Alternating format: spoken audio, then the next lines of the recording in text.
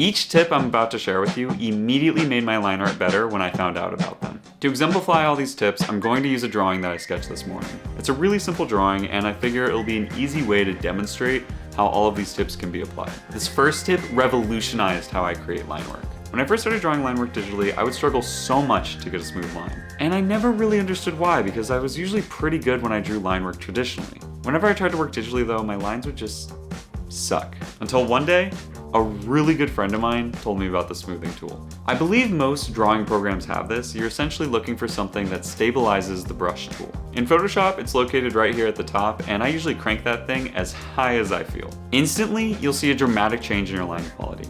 You'll find it so much easier to get your lines to be straight and smooth. My next tip is to add variety to your line art. An easy way to do this is to open up your brush settings and thin and angle the brush tip.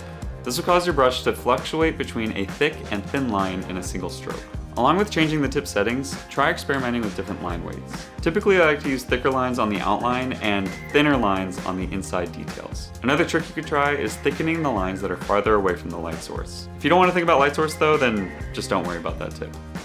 Now that you know how to make smooth lines with variety, my next tip is to draw through your line work. Work on separate layers for each object that you're drawing. This is more specifically important when drawing overlapping shapes. For example, my character here has a large head shape that overlaps the rest of the body pretty significantly. Instead of working on one layer and potentially ruining the line work I've already created, I'm going to draw the body independently from the head and purposely draw through the already existing line work. This will ensure that the lines connect cleanly.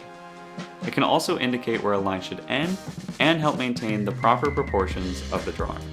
After I've drawn all that needs to be drawn, I remove any of the extra information. Bonus tip, I like to use a mask when removing the extra information, just in case I remove a little too much. After I have the line work looking good, I like to merge all the pieces into one layer. If your drawing is really complex though, you might find it handy to keep all of your line work layers separate, but that's up to you. I know this tip might seem a little extra, but trust me, separating my line art onto different layers has saved me so much time and made it a lot easier when making corrections. My last piece of advice, we'll call it a bonus tip, is to practice drawing lines. It's important to do exercises to help improve your line confidence. Draw lines with and without the smooth tool on.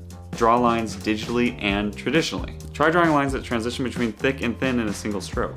Another exercise you could try is filling pages with circles. It is really difficult to draw a circle, and drawing them over and over again will definitely increase your confidence while drawing. If you can draw a really good circle smoothly and confidently, you're well on your way to being a line art master. Thank you all so much for watching. I hope you liked the video. If you found it helpful, then please hit the like button.